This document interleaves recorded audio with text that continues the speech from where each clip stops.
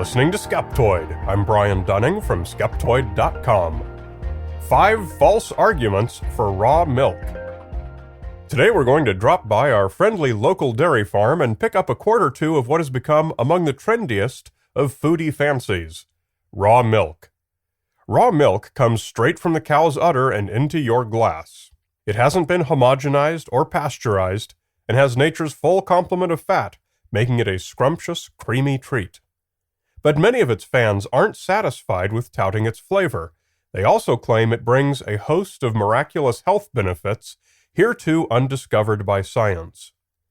Health experts, on the other hand, warn against consuming it in no uncertain terms, claiming that its unpasteurized bacterial load makes it an unacceptable risk.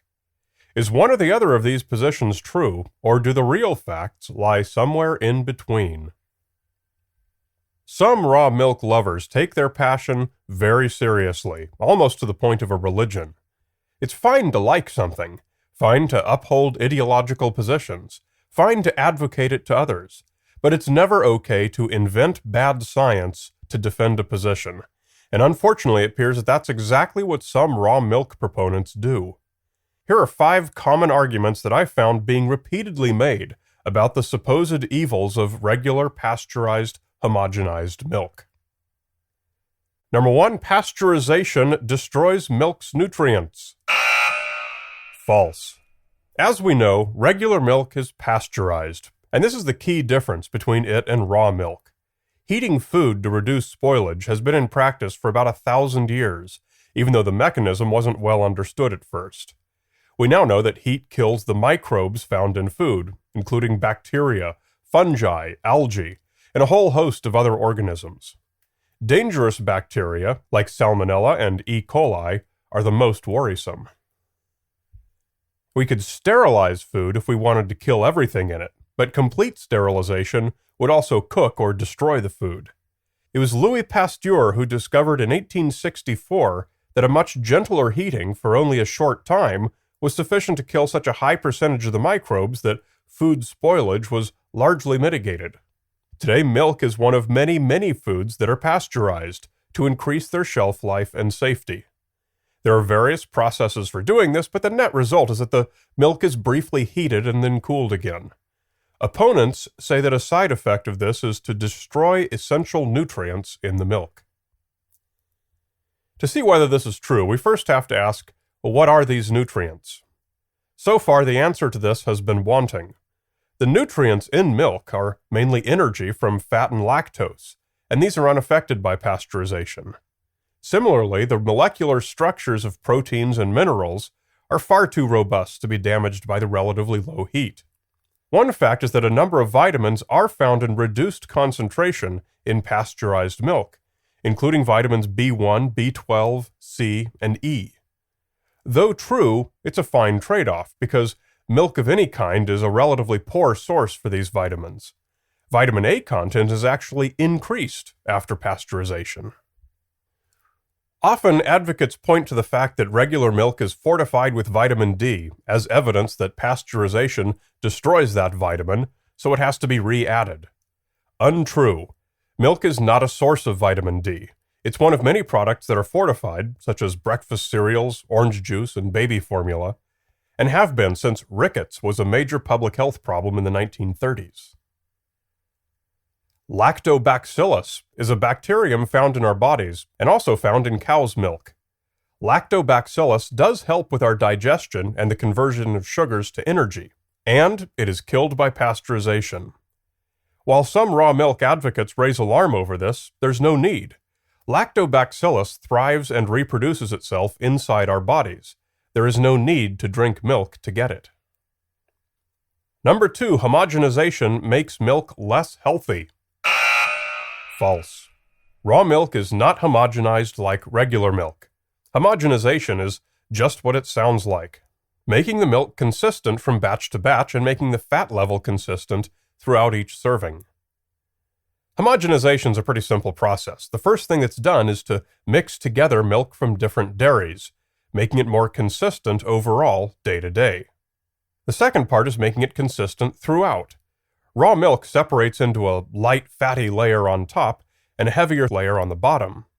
Homogenization turns it into an emulsion, in which the fat particles are tiny and evenly distributed throughout the liquid in such a way that they won't separate like raw milk. This is just a matter of forcing it through a fine strain which breaks up the fat chunks into tiny specks. Presto, a homogeneous product. Opposition to the homogenization of milk is manifold, yet so far unsupported by any good science. Most of it sprang from a mass-market 1983 book, The XO Factor, Homogenized Milk May Cause Your Heart Attack, which put forth a number of fringe hypotheses which were quickly refuted in the medical literature, but achieved much more mind share among the general public. The book claimed, as its title suggests, that the homogenized fat particles were responsible for a lot of heart disease. Other claimed issues included digestion problems, but again, once controlled testing was done, it was found that people claiming hypersensitivity to homogenized milk reported just as many digestion problems no matter what kind of milk they were given. Raw milk may avoid homogenization, but the result is just a taste preference. No health benefits or detriments have been discerned either way. Number 3, unpasteurized raw milk has less bacteria. False. The whole point of pasteurizing milk is to reduce the dangerous bacteria, obviously. So this claim really had me scratching my head wondering how on earth someone could have come up with it. Here's an example of one article that claims raw milk is likely to have fewer bacteria than pasteurized milk. This one's from a website called The Daily Green. Provided it comes from a reputable farm and has been processed clean, it should arrive with a fairly low bacterial count. All milk, even pasteurized, has some kind of bacterial count. What has been shown with raw milk is that if you introduce pathogens, i.e. bad bacteria, into it, they die off. They think it's because the good bacteria, i.e. natural probiotics, that are in the milk naturally kill the bad bacteria, just the way good bacteria in our intestinal tract kill off bad bacteria. So if I might paraphrase, the claim is that yogurt-style live probiotic bacteria in raw milk kills bacteria like Salmonella and E. coli. But pasteurization kills the probiotics and allows the Salmonella and E. coli to flourish. Fair enough. However, this claim is founded upon two factual errors. The first error is that probiotics kill bad bacteria. It's true that bacteria do feed on each other a lot of the time, but this is a far messier battleground than the simplistic miracle claim of good bacteria beat the bad bacteria. In fact, a 2010 study in Sweden found that patients infected with Salmonella did not have improved outcomes when taking probiotics. The second error is that pasteurization kills only probiotics and not Salmonella and E. coli. In fact, targeting those harmful bacteria is the entire reason for pasteurization. If it kills harmless probiotics as well, no matter. We don't really care about that. Either way, the evidence is very clear that raw milk carries far greater risk of bacterial infection than pasteurized milk. The Centers for Disease Control and Prevention devotes an entire website to reporting this increased danger. Among dairy product-associated outbreaks reported to CDC between 1998 and 2011, in which the investigators reported whether the product was pasteurized or raw, 79% were due to raw milk or cheese. From 98 through 2011, 148 outbreaks due to consumption of raw milk or raw milk products were reported to CDC. These resulted in 2,384 illnesses, 284 hospitalizations, and 2 deaths. Most of these illnesses were caused by E. coli, Campylobacter, Salmonella, or Listeria. It's important to note that a substantial proportion of the raw milk-associated disease burden falls on children. Among the 104 outbreaks from 98 to 2011, with information on the patient's ages available, 82% involved at least one person younger than 20 years old. Without qualification, raw milk is substantially more dangerous than pasteurized milk. Number 4, raw milk cures all sorts of diseases. False. It's pretty common to find in the raw milk literature the claim that conditions like eczema, asthma, and allergies are all successfully treated by drinking raw milk.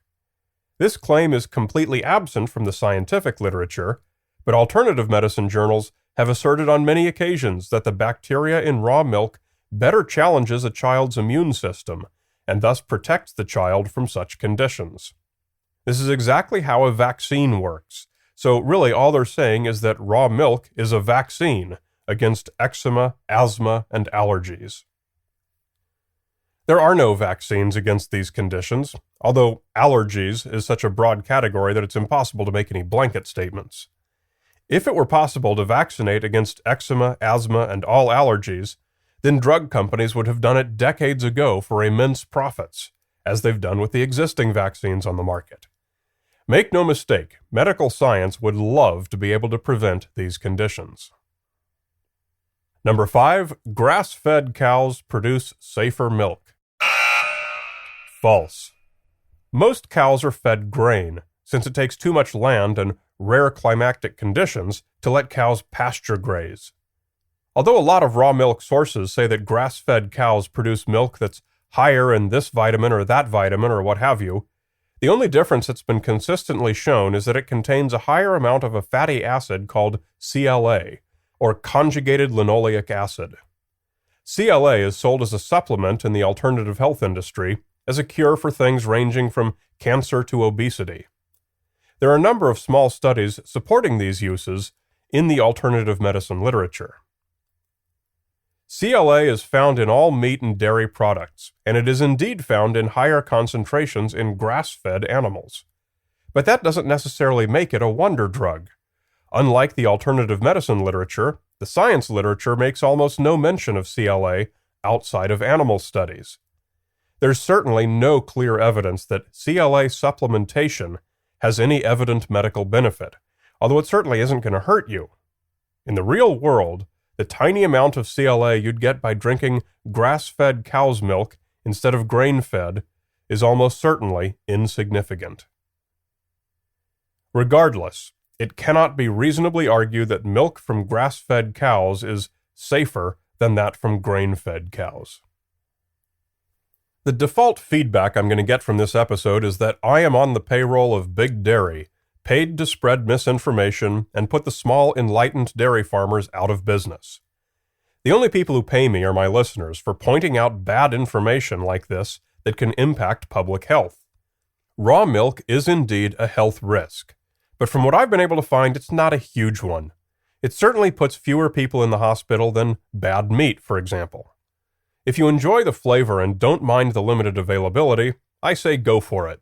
But please like it for what it is, and don't make up bad science to fool other people into sampling a potentially dangerous food.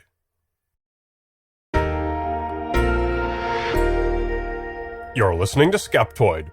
I'm Brian Dunning from Skeptoid.com.